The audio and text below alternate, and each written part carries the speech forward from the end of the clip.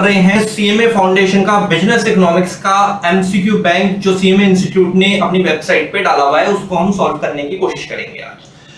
I again repeat, जो आपका जून 2026 होने वाला है उसके अंदर इकोनॉमिक्स पेपर का जो इंस्टीट्यूट ने आपका क्वेश्चंस लॉन्च कर रखे हैं एमसीक्यू बैंक, जिसके अंदर 117 एमसीक्यू है तकरीबन, उसको हम सॉल्व करेंगे और अपनी प्रैक्टिसेस को आगे लेके जाएंगे। ठीक है, अगर कोशिश करेंगे कि आज 117 के 17 पूरा बैंक हम सॉल्व करें। अगर हैक्टिक होगा या लंबा होगा तो हम 50 आज करेंगे और 50 हम एक और लेक्चर करेंगे तो उसमें कंटिन्यू करेंगे। ठीक है, वो देखते हैं, टाइम पे डिपेंडेड है। तो अभी हम शुरू कर रहे हैं 1 बाय 1। अब आपके 3 से 4 दिन के अंदर एग्जाम है, तो अब आपको पूरी तैयारी होगी। मेरी जॉब है सिर्फ आपको क्वेश्चन प्रैक्टिस करवाने की। ठीक है, तो आराम आराम से देखते हैं। पहला क्वेश्चन क्या दिया हुआ है जो आपको दिख रहा है, ये आपके इंस्टीट्यूट की ही फाइल है। Who was the father of economics? Sir बहुत इजी है, ये तो आपने हमें बहुत बार पढ़ा रखा है। Father of economics is Adam Smith. Adam Smith ने बुक लिखी थी an inquiry into the nature and causes of wealth in 1776। मैं आपको रिकॉलिंग्स भी दूंगा साथ साथ। ठीक है बेटा, नेक्स्ट क्वेश्चन है नॉर्मेटिव। बेटा दो होते हैं, positive and normative. Positive deals with actual situation and normative deals should आता है उस सेंटेंस के अंदर। ये मैंने आपको पढ़ाया है क्लासरूम के अंदर। तो सीधा सीधा मेरे को सॉल्यूशन दिख रहा है। ठीक है, कोई इसमें सोचने जैसी जरूरत नहीं है। इन इकोनॉमिक्स थर्ड क्वेश्चन पर है हम basically. In economics goods includes material things. जैसे ये गुड्स है, ये पेन है, ये पेन है। पेन ये ब्लैक रंग का है, मैं इसको दूसरे रूम में भी ले जा सकता हूं। इट इज विजिबल एंड इसको मैं ट्रांसफर भी कर सकता हूं। तो ट्रांसफर भी हो रहा है, विजिबल भी हो रहा है, both A and B. Nature of PPC, it is called production possibility frontier and it is also known as production possibility curve और it is also known as, please ध्यान से मेरे को सुनिएगा ताकि आपको और भी क्वेश्चंस चेक करो। It is also called transformation curve. ठीक है, तो ये क्या कहना चाहता है, it is concave to the point of origin होता है बेसिकली। अगर हम इसको देखते हैं तो concave to the point of origin होता है। अगर मैं आपको इसका लुक वाइज बताऊं तो it's something like this, due to MOC rises की वजह से ऐसा होता है। ये और भी क्वेश्चंस में आपको टैकल कर रहा हूं। क्वेश्चन नंबर 4 पर हैं हम बेसिकली, वो ये सॉरी क्वेश्चन नंबर 5 पर है। Point elasticity was given by, किसके द्वारा दिया गया। मैंने आपको पढ़ाया था प्राइस इलास्टिसिटी ऑफ डिमांड वाला जो चैप्टर है, उसके जो मेथड्स हैं, it is given by Albert Marshall. यहां पर पूरा नाम नहीं लिखा हुआ, लेकिन मैंने आपको क्लासरूम में बार-बार सुनाया, it is given by Albert Marshall. कब इलास्टिक होता है, कब इनइलास्टिक होता है, ये सारी डील्स मैं आपको करवा चुका हूं। ठीक है, luxury goods have dash degree of elasticity. It is very simple question. 6 number is high, क्योंकि प्राइस चेंज होने से इनकी डिमांड बहुत ज्यादा फ्लैक्चुएट होती है। जैसे कि मैंने लिखवा रखा है आपको नोट्स में, कार है, एसी है, टीवी है, इंपोर्टेड गुड्स है। हल्का सा प्राइस कम होने से इनकी डिमांड बहुत ज्यादा मूवमेंट पे आती है और बहुत ज्यादा मूवमेंट को हम इलास्टिक बोलते हैं। Dash is the functional relationship between input and output के बीच में जो रिलेशनशिप होता है, it is called production function. It is called production function. इसके बाद हम क्वेश्चन पे हैं नेक्स्ट। चलिए, हमने अपने 7 क्वेश्चन को भी अंजाम दे दिया है। अब हम क्वेश्चन नंबर 8 पर हैं। पॉइंट ऑफ इन्फ्लेक्शन की बात हो रही है। टीपी ग्राफ आपको पढ़ाया गया है, उसके ऊपर डील्स हो रही हैं। देखिए, हम क्वेश्चन नंबर 8 पर हैं, आप कंफ्यूज ना होए, 8 को ध्यान से सुनिएगा। टीपी जो होता है, इन्फ्लेक्शन पॉइंट जो होता है, वो फर्स्ट स्टेज के केस में होता है, जहां पे टीपी इंक्रीज हो रहा होता है एट अ इंक्रीजिंग रेट से, फर्स्ट स्टेज के पूरे केस को। और कहां तक जाता है वो ऊपर वाला पॉइंट, आप डायग्राम खोल लीजिए नोट्स में प्लीज। पहले आप डायग्राम जरूर खोल के रखिए, कॉपी जो हमने आपको मेंटेन करवाई है, वहां तक जाता है। फिर उसके बाद एक ऐसा फेज आना शुरू हो जाता है, वहां तक जाता है जहां पर बिल्कुल मैक्स पॉइंट आ जाता है। फिर उसके बाद क्या शुरू होता है कि टीपी जो है वो बढ़ रहा होता है एट इंक्रीजिंग रेट से। फिर उसके बाद एक सिचुएशन ऐसी भी आती है जनरली जहां पर टीपी गिरना शुरू होगा, मतलब टीपी बढ़ेगा एट अ डिक्रीजिंग रेट। तो इंस्टीट्यूट ने इसका आंसर टिक करा हुआ है, डिक्रीजिंग और इंक्रीजिंग ट्रेंड दोनों हो सकता है, क्योंकि ये पूरा होता है हमारा फर्स्ट स्टेज, जहां तक बढ़ रहा होता है TP at a increasing rate से। फिर यहां तक का पूरा माना गया, उसके बाद एकदम से ये होता है। तो इंस्टीट्यूट ने इसको यहां पे रखा हुआ है, क्योंकि इसमें कोई बेटर ऑप्शन नहीं दिखा रहा कि TP increases at a increasing rate वाला ऑप्शन दिखा नहीं रहा, तो हम इसमें बी पे चलेंगे। थोड़ा सा ध्यान रखिएगा इस क्वेश्चन के अंदर। क्वेश्चन नंबर 9 पे है, आइडेंटिफाई द करेक्ट स्टेटमेंट के बारे में हमें पता लगाना है। डायग्राम के ऊपर क्वेश्चंस दिया गया है बेसिकली, तो ध्यान से सोचने की थोड़ी सी कोशिश करेंगे। 9th नंबर को प्रोडक्शन वाले चैप्टर से है, प्लीज अगर आपको समस्याएं हैं तो पहले आप टॉपिक्स अच्छे से क्लियर करिए। 9th नंबर के अंदर ध्यान से देखिए, उसने बोला हुआ है identify the correct information, 4 options दिखा रहा है। एवरेज प्रोडक्ट की बात हो रही है जहां पर हम पर यूनिट पे बातें करते हैं, एवरेज यूनिट की बात हो रही है जहां पर हम पर यूनिट पे बातें करते हैं। ठीक है, डायग्राम बनाओ पहले तो यार, ऐसे तो मैं भी नहीं बता पाऊंगा सॉल्यूशन आपको, ध्यान देना भाई। सबसे पहले 9th का डायग्राम देखो, आपको ऐसे पढ़ा रखा है यार, ये MP it is AP like something, ठीक है, ये पढ़ा रखा है कॉपी में भाई, ये आपकी जॉब है, पेपर से 4 दिन पहले हम इसको कर रहे हैं तो हमसे प्रैक्टिस लगा सकते हैं। AP इज एट मैक्सिमम, ठीक है, जहां से गिरना शुरू होता है वो मैक्सिमम पॉइंट होता है। MP is equal to AP, is it very good answer. Second feature में लिखवा रखा है इसके रिलेशनशिप पे, ये तो मेरे को सही लग रहा है लेकिन बाकी भी पढ़ लेते हैं। Law of increasing return to relates to effect of change in factor of, नहीं ये तो कुछ नहीं है, तो पहला ही सही है भाई इसका, फर्स्ट A करेक्ट है आंसर। 10th क्वेश्चन को ध्यान से समझना, 10th क्वेश्चन बहुत इंटरेस्टिंग है भाई। Modes of production was pronounced by Karl Marx. Please ध्यान रखना, 10th वाले को इंपॉर्टेंट है, मैं रिपीट कर रहा हूं, 10th वाले को ध्यान रखना इंपॉर्टेंट है। आप बस नजरें रखिए, अच्छे से समझिए, मैं आपको और भी क्वेश्चन साथ साथ टैकल करवा रहा हूं बेटा। 10 क्वेश्चन अभी हमने फिलहाल के लिए यहां पर टैकल करे हैं।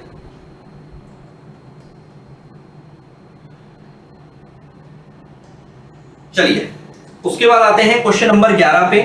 वो ये पूछ रहा है which of the following is not a factor, not पे पूछा है क्वेश्चन, फैक्टर इन मार्केट के अंदर कॉस्ट होता है, प्राइस भी होता है, रिलेटेड प्रोडक्ट्स होता है, buyer, buyer is link with the demand, buyer demand के साथ लिंक करता है, तो बी इज द सॉल्यूशन। ठीक है, the demand for salt is inelastic, is it good, necessary भी है, प्राइस चेंज होने से डिमांड में ज्यादा चेंज नहीं आता सॉल्ट की, तो इनइलास्टिक होता है। Because of low prices, absence of it makes food tasteless, no substitute and all of the above।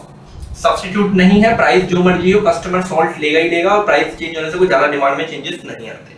बहुत सिंपल सा आंसर है, ये इकोनॉमिक्स पॉइंट ऑफ व्यू के आंसर्स देने हैं आपको। ठीक है, नेक्स्ट है हमारा price elasticity of demand of a product with more elastic. जब सब्स्टिट्यूट नहीं होता, जैसे वाइन, सिगरेट, तंबाकू, तो वो इनइलास्टिक होता है, नोट्स लिखवा रखे हैं डिटरमिनेंट्स पे। सब्स्टिट्यूट होते हैं तो कस्टमर दूसरी जगह भाग सकता है, इधर भाग सकता है, उधर भाग सकता है, प्राइस चेंज होने से तो मूवमेंट आती है, और मूवमेंट आने को क्या बोला जाता है, इलास्टिक बोला जाता है। क्लासरूम में क्वेश्चंस हो रखे हैं यार, ये वाले वो भी बहुत अच्छे से करवा रखे हैं मैंने आपको। ठीक है, नेक्स्ट क्वेश्चन देखिए आप, 13वें को ध्यान से देखिएगा एक बार, थर्ड क्वेश्चन को प्लीज। आपको दिख रहा है ना फाइल में, क्योंकि सिस्टम में थोड़ी सी प्रॉब्लम है मेरे इसमें फाइल चलाने में, तो इसलिए मैं मैनेज कर रहा हूँ कि बीच में बंद ना हो, प्लीज थोड़ा सा एडजस्ट करिएगा आप लोग। 13 हो गया, 14 all factors of production, basically 4 मैंने आपको पढ़ा रखे हैं, land, labour, capital, entrepreneur. Land, labour, capital, entrepreneur. Land पे reward, rent, labour wages, capital interest, entrepreneur profit. बाकी इसके फीचर्स भी आपके नोट्स में अवेलेबल हैं। ठीक है जी, चलिए क्वेश्चन पढ़ते हैं।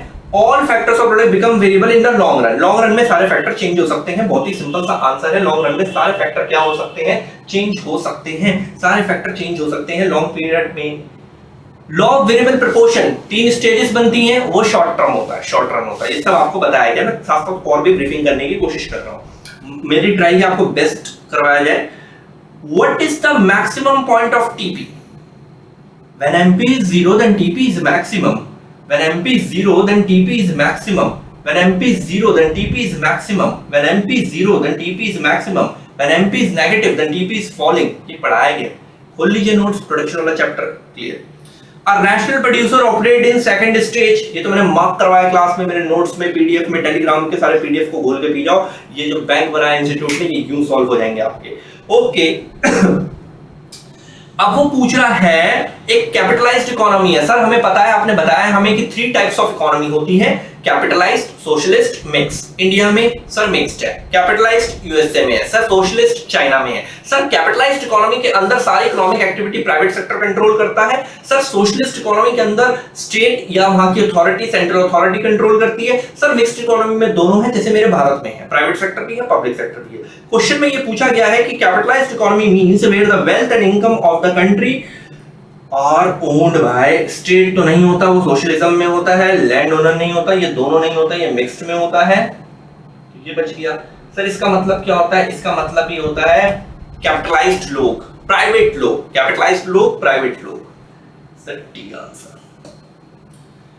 क्वेश्चन नंबर 18 के अंदर हैं हम, बहुत ही अच्छे से देखिएगा। क्वेश्चन नंबर 18 में क्या बोला गया है, in the primitive age the factors used in the production. सबसे मतलब प्रिमिटिव एज मतलब स्टार्टिंग करके जो हम यूज करते हैं, सबसे पहले मस्ट होता है हमारे लिए लैंड एंड लेबर, ये दोनों होते हैं, तो आंसर इज डी लगेगा, 18 नंबर का डी। सर इसका मतलब समझाओ। देखो मैंने उसी के ऊपर डी इसलिए लिखा है, सबसे पहले कोई भी प्रोडक्शन स्टार्ट करने के लिए हमें लैंड चाहिए। मैं क्लासरूम में ये बोलता हूँ कि बेटा हमें एक प्रिमिटिव का मतलब है कि भैया सबसे स्टार्ट पीरियड करने के लिए छोटी सी पनवाड़ी शॉप भी खोलनी है तो हमें सबसे पहले जमीन चाहिए और फिर एक लेबर हमें खुद ही लग जाना है। चलो मान लेते हैं, अपन रख नहीं सकते किसी को, तो लैंड एंड लेबर। थोड़ा घुमा रहा है क्वेश्चन को आपसे, आगे बढ़ रहे हैं बेटा। इजी है, पीपीसी का क्वेश्चन है। पीपीसी जनरली कॉनकेव होता है, पर पीपीसी कई बार स्ट्रेट लाइन बनता है। उस केस में स्ट्रेट लाइन बनता है जब एमओसी कांस्टेंट होता है। खत्म, 19 का ए। ठीक है, माइक्रो इकोनॉमिक्स डील्स विद, नहीं पढ़ा सकता मैं आपको, individual and other name is price theory. Human wants are unlimited.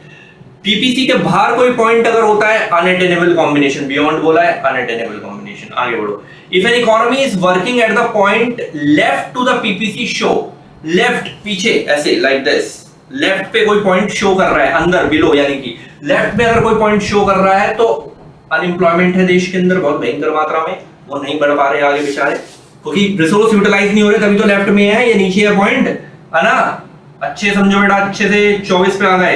मैं बार बार बोल रहा हूँ, क्वेश्चन वही बच्चा लगा पाएगा जिसने नोट्स को घोल के पी के रखा हुआ है, और नोट्स को घोल के पी के अब तो रखा होगा बेटा, 3 दिन में पेपर होने वाले हैं, अब भी सोच विचार जैसा कुछ बचा नहीं है।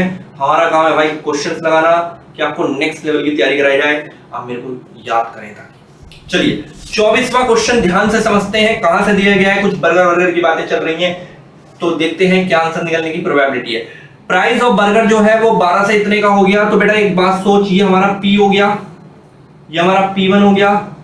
सर पता है यार मेरे को, आप जल्दी कराओ यार। डेल्टा P निकल गया 8, ये Q हो गया, ये Q1 हो गया, Q हो गया 300, Q1 हो गया 200। प्राइस बढ़ने से डिमांड कम कर दी, इलास्टिसिटी ऑफ डिमांड का क्वेश्चन है। डेल्टा Q आ गया माइनस का 100, ये हमारा फॉर्मूला हो गया बेटा, करके देखना पड़ेगा ना परसेंटेज मेथड से, 4 मेथड्स होते हैं, है ना। चलो चलो चलो प्लॉट करो, माइनस का 100 इनटू पी वाई कितना है हमारा 12। पता नहीं मुझे क्यों गलत सा लग रहा है, बहुत इनर फीलिंग आ रही है मेरे को, लेकिन कोई बात नहीं, हम करने की कोशिश करेंगे। पी की वैल्यू है 8, क्यू की वैल्यू कितनी है बेटा 300। चलो देखो ऊपर हो गया बेटा, कितना हो गया ऊपर 1200 हो गया, 8 या 24 हो गया नीचे। It is a 1/2, 0.5। माइनस को नेग्लेक्ट करते हैं, 1 से छोटा है, इनइलास्टिक। सॉल्व हो गया भाई। आपके पास कैलसी भी होता है वैसे तो।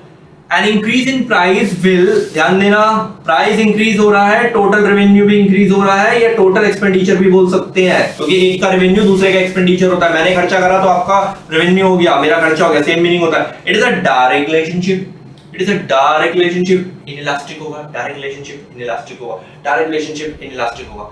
तो इनइलास्टिक मतलब डिमांड में ज्यादा चेंज हुआ होगा या प्राइस में? सर जी प्राइस में। तो percentage change in quantity demanded is less than percentage change in price.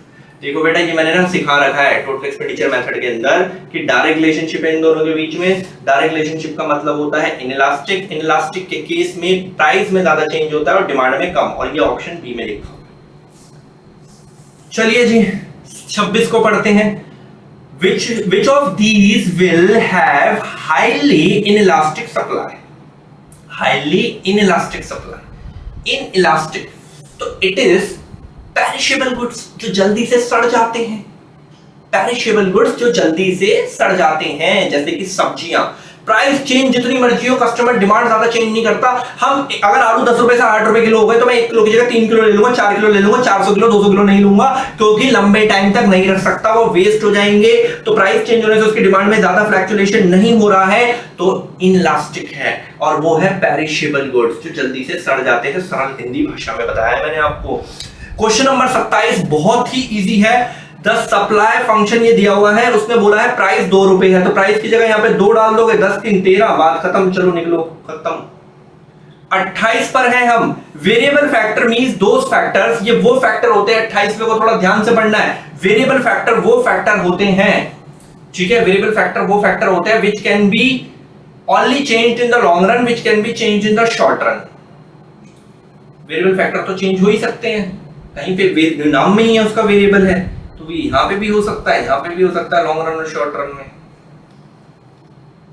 Simple, अरे नाम में ही है वेरिएबल तो वो तो चेंज हो ही ना यार।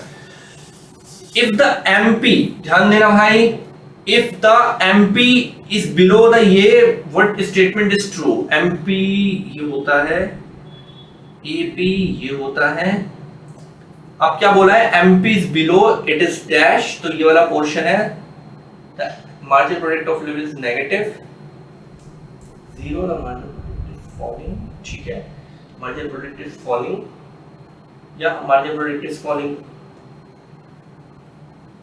दिख रहा है क्लियरली, लिख रहा हूं, पढ़ना सिखा रहा है भाई। क्वेश्चन नंबर 30 पे है हम, ध्यान दीजिएगा। क्वेश्चन नंबर 30, उसने बोला है 30 नंबर में, why does the law of increasing returns operate. ये वो सिचुएशन है जहां पर हम इनपुट बढ़ाते हैं और आउटपुट उससे भी ज्यादा से बढ़ता है, ये पढ़ाया गया क्लास में, आईआरएस ईआरएस डीआरएस करके आपको पढ़ाया गया क्लास में। इंक्रीजिंग रिटर्न आने का हमारा क्या रीजन होता है, क्योंकि लैंड का अच्छे से यूज हो रहा है, एफिशिएंसी है, राइट कॉम्बिनेशन आपने बना रखा है, ये क्लास में हुआ हुआ यार, तभी आपकी प्रोडक्टिविटी बढ़ रही है, क्योंकि आपका फिक्स फैक्टर अच्छे से यूज हो रहा है, आपके लेबर वेरिएबल फैक्टर भी अच्छे से लगे हुए, आपने सही कॉम्बिनेशन बना रखा है, कितनी जमीन पे कितना लेबर होना चाहिए, तो all of the above. Notes आपको पढ़ने पड़ेंगे बेटा, मैं तो आपको देखो यहाँ पर एंड मोमेंट में सिर्फ क्वेश्चन टैकल करा रहा हूँ, या तो रट्टा नहीं लग सकता आपसे, देखो ध्यान से समझिए थोड़ा। क्वेश्चन नंबर 31 पर है, देखो आईआरएस और डीआरएस, इंटरनल इकोनॉमिक्स मतलब आईआरएस पूछ रहा है, डिस इकोनॉमिक्स मतलब डीआरएस पूछ रहा है, ध्यान से समझिएगा, उनके रीजंस पूछ रहा है 31 के अंदर कि क्या रीजंस होते हैं। इंटरनल पूछ रहा है, लेकिन अंदर इंटरनल, ओवरऑल इंडस्ट्री सबके लिए होती है, चेंज एट द फर्म, क्योंकि इंटरनल मतलब जो हमारे कंट्रोल में होता है, और इसका एक्सटर्नल मतलब जो बाहर होता है, जो हमारे कंट्रोल में नहीं होता, तो फर्म वाला पॉइंट है इसमें, आंसर इज बी 31 का, ठीक है, ध्यान देना। 32 में पूछा है, थोड़ा सा अजीब है question, the labour surplus, labour extra, labour surplus is the difference between value of output में से माइनस करा हमने वैल्यू ऑफ रॉ मटेरियल, तो हमें लेबर की सरप्लस पता चल जाएगी कितनी हुई है, ठीक है, 500 रुपए का माल बना, 200 रुपए का, हाँ, लेबर का कितना एक्स्ट्रा आया, ठीक है, हाँ, labour surplus is it good कि 500 रुपए का आउटपुट बना है, कच्चा माल लगा है हमारा 200 रुपए का, तो 300 रुपए से का लेबर से हमने सरप्लस कमा लिया, लाइक दिस, ध्यान देना भाई, इट इज गुड। उसके बाद सोशलिस्ट इकोनॉमी के बारे में बात हो रही है, जिसको हम सेंट्रल प्लान्ड इकोनॉमी भी बोलते हैं, जिसके अंदर all the economic activities controlled by the government and central authority, इसको क्लियर करती है। पहला तो नहीं है भाई, ये भी नहीं है यार, एक minute, owned by the state and public, third is the answer, ये ना स्टेट और बाकी पब्लिक के लिए होता है सोशलिस्ट इकोनॉमी। एग्जांपल इसका चाइना भी है, वैसे चाइना के देश में सोशलिस्ट इकोनॉमी, एक सपोर्ट के लिए मैं चीजें बताता हूं आपको। Which of the following is the essential feature of market? कोई भी बाजार चल रहा है तो बायर होगा, सेलर होगा, प्रोडक्ट होगा, प्राइस होगा, बायर होगा, सेलर होगा, प्रोडक्ट होगा, प्राइस होगा, प्लेस होगा, ये सब चीजें होनी चाहिए लाइक दिस। मॉडर्न टाइम पे ऑनलाइन मार्केटिंग आने की वजह से, ऑनलाइन प्रोसेस आने की वजह से, मिंत्रा की वजह से, तो प्लेस को हम हटा सकते हैं, तभी कंफ्यूजन रखो, प्लेस ना भी हो तो मार्केट तब भी चलता है, जैसे कि Amazon चल रहा है हमारा, ठीक है। 35 नंबर में है हम, बहुत ध्यान से समझिएगा, 35 नंबर में बहुत पहले भी करवा रखा है, बुक का ही क्वेश्चन है। In the long run price is governed bye, long run में जो प्राइस डिसाइड होता है वो कॉस्ट ऑफ प्रोडक्शन की वजह से होता है। लॉन्ग रन एक ऐसा पीरियड होता है, it is called planning period, long run is a planning period जहां पे all the factors are variable, सब कुछ आप चेंज कर सकते हैं, कॉस्ट को मैनेज कर सकते हैं, and something like this. In a long run, a firm is perfect competition. Perfect competition market is given by Alfred Marshall. Large number of buyers and sellers, homogeneous product, free entry, and agriculture market. Agriculture product is wheat and rice and sugarcane. Wheat and rice and sugarcane. Wheat and rice and sugarcane is the example of perfect competition market. ये आपके questions हैं। Perfect competition market में large number of buyers and sellers होने की वजह से हमेशा perfect competition market में सिर्फ नॉर्मल प्रॉफिट आता है, जहां पर AR is equal to AC होता है, ज्यादा नहीं कमा पाते क्योंकि लार्ज नंबर पे कंपटीशन है। ठीक है, ये थोड़ा सा ध्यान रखिए। परफेक्ट कंपटीशन में large number of buyers and seller और भी दुकानें हैं तो हम ज्यादा नहीं कमा पाते, नॉर्मल प्रॉफिट कमाते हैं, ऐसे याद रख लीजिए। एक फर्म शटडाउन कब होती है? जब वो इतना प्राइस भी नहीं, शटडाउन मतलब मेरी दुकान बंद हो गई, मेरी कोचिंग बंद हो गई। क्यों बंद हो गई? क्योंकि सर को इतने प्राइस, इतने पैसे भी नहीं मिल पा रहे कि वो अपनी वेरिएबल कॉस्ट निकाल ले, लाइट का बिल निकाल ले, स्टाफ का खर्चा निकाल ले, वो भी नहीं निकल रहा तो बंद करो भैया इसको। Simple. A firm faces shutdown situation की प्राइस इज लेस देन, अरे यार पहले में ही आंसर है, वेरिएबल कॉस्ट। जो लाइट का बिल है, टीचर के खर्चे हैं, वो भी अगर नहीं निकल रहे तो मेरे को अपनी दुकान को बंद कर देना चाहिए। A firm that makes profit in excess of normal profit is earning, it is called, excess में कमा रहा है वो, नॉर्मल से थोड़ा ज्यादा कमा रहा है पर super normal profit. It is also known as abnormal profit. मैंने आपको इसके डायग्राम्स भी करवाए हैं, इसके डेफिनेशंस भी करवाई है, आपको सिर्फ नोट्स पढ़ना है पहले तो। ठीक है मेरे भाई, आगे बढ़ते हैं। क्वेश्चन नंबर 39 है, आराम से समझिएगा। The market that satisfy all essential features of perfect competition market और monopolistic, perfect competition market and monopolistic competition market दोनों लगभग सेम होते हैं, पर एक ये छोड़ के, ठीक है, ये कुछ बात बोली उसने, तो देखते हैं।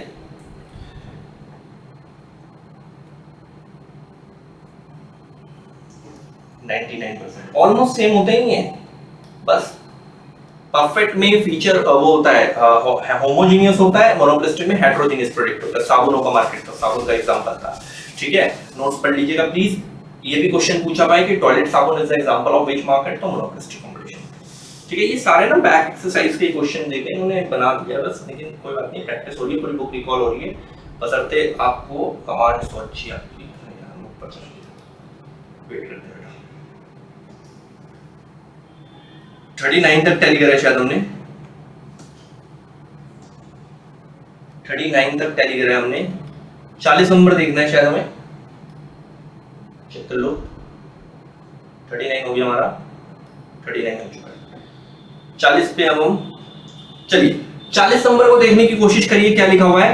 इन a short run, in the short run if the price is above the average total cost,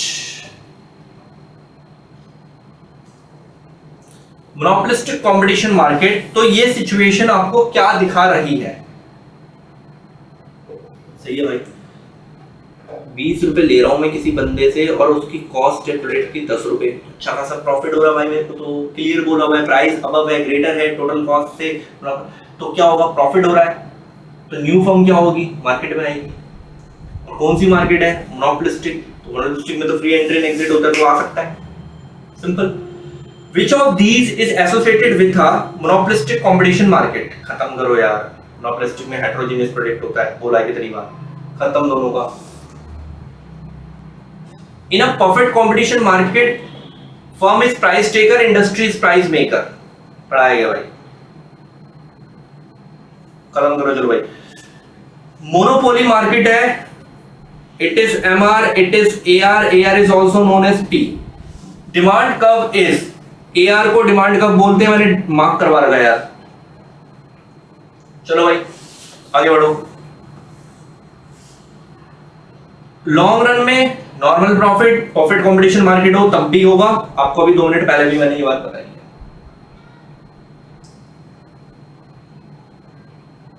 ठीक है जी, आगे सुनिएगा बहुत आराम से। क्वेश्चन नंबर 45 को देखिएगा ध्यान से। 45 में उसने बोला है equilibrium of a firm under monopolistic competition market. Equilibrium, ठीक है, इक्विलिब्रियम बना रहे हैं वो। Equilibrium of the firm under, equilibrium of the firm under perfect market means when, कब होगा? ठीक है, 45 का। तो उसने क्या सॉल्यूशन दिया है यार? परफेक्ट कंपटीशन मार्केट में P is equal to AR is equal to MR होता है, और ये होता है, ये MRMC से ये इक्विलिब्रियम होता है। After that point is rising, MR is नीचे है, MR इज नीचे, MC cuts the MR curve from below. हाँ ठीक है, पैरेलल वाला तो कोई केस ही नहीं है, ठीक है, तो 45 में मेरे हिसाब से तो सेकंड ही होना चाहिए, ये मैंने आपको पढ़ाया है। एमआर कट्स नहीं कर रहा, एमआर कट्स एमसी बिलो, नहीं भाई एमसी तो ऊपर चला गया है, बिलो में कौन रह गया काटने के बाद, ये देखो ना ये तो ऊपर गया हुआ है एमआर, एमसी नीचे बिलो, तो ये वाला तो आपकी एमआर एमसी अप्रोच से क्वेश्चन है। हो बोलो जियो धंधनालन, ये जियो का ही एग्जांपल है, प्लीज ध्यान देना। Price will reduce after gaining market share, ध्यान से समझना, ठीक है ध्यान से समझना। पहला ये बोला उन्होंने, अच्छे सुनते जाना। Price will be raised after later gaining the market share. ये क्या सिचुएशन है, इसमें जो एग्जांपल आता है आप ध्यान देना जियो का। पहले पब्लिक को सस्ता दो, मार्केट गेन होने के बाद प्राइस बढ़ाओ, जैसे जियो ने करा, पहले सस्ता दिया फिर मार्केट बन गई प्राइस बढ़ा दिया। Price will be raised later after gaining market, this is called penetration pricing. एक नंबर का क्वेश्चन। इनमें से कौन सा एग्जांपल है ओलिगोपोली मार्केट का? It is a automobile industry. Tata का एग्जांपल देके मैंने आपको क्लास में समझाया, टाटा का एग्जांपल देके। The forces of demand and supply determine price of the goods. जब डिमांड और सप्लाई एक दूसरे को काटते हैं तो प्राइस डिटरमाइंड होता है। बहुत आराम से आपको इस बात का नॉलेज दिया गया है। एक्सेस प्रॉफिट आ रहा है आपके पास by each firm doing the short attract करेगा, तो क्या अट्रैक्ट करेगा भाई? न्यू फर्म्स आएगा क्योंकि बहुत अच्छा खासा प्रॉफिट आ रहा है। कम market share of each firm कम होगा। There is no barrier on the entry, ठीक है। और देख लो सर 50वां देखते हैं एक बार। इन मोनोपोली मार्केट के अंदर क्या होता है? सिंगल फर्म सिंगल प्रोडक्ट, बात खत्म। देखिए बेटा इस फाइल में 117 क्वेश्चंस हैं, ठीक है।